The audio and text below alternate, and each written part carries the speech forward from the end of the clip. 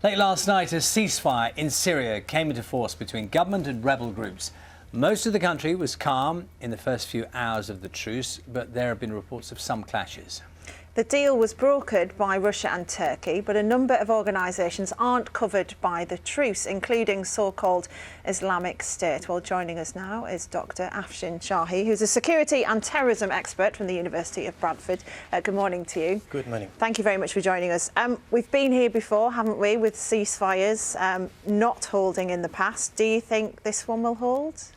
I mean, as you know, 2016 proved to be a very grim year, not only for the world, but also for Syria.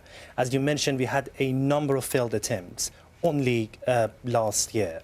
And of course, in this very desperate situation, I mean, we have to be optimistic. If there is any opportunity to change the situation on the ground in Syria, we have to endorse it by all means. Although I'm being very optimistic, but at the same time, I'm being realistic.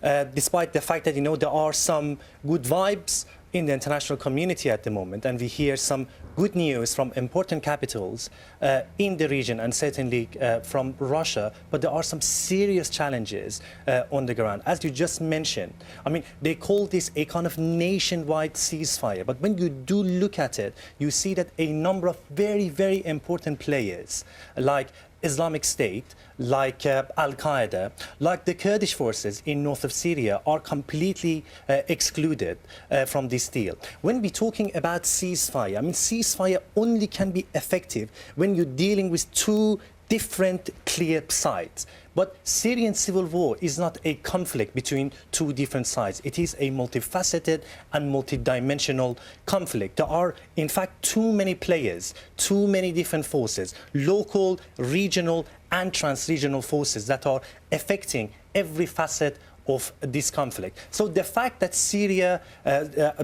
Russia and Turkey are endorsing and guaranteeing this ceasefire, that doesn't mean we're going to see a guaranteed result, within the next few weeks. So in a way, we have two parts of this equation: the longer-term game, which clearly is ultimately the most important. But right now, today, tomorrow, maybe the next few weeks, and we saw some of those images a moment ago, the devastation in parts of Syria.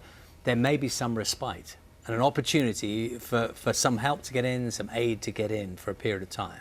I mean, this is definitely an opportunity, certainly when it comes to humanitarian issues. The other thing which makes the situation slightly more optimistic this time, which is a little bit different from the situation last year, because finally we can see a change on the ground. Because until about last year, when you were looking at the situation in Syria, nobody seemed to have an upper hand militaristically.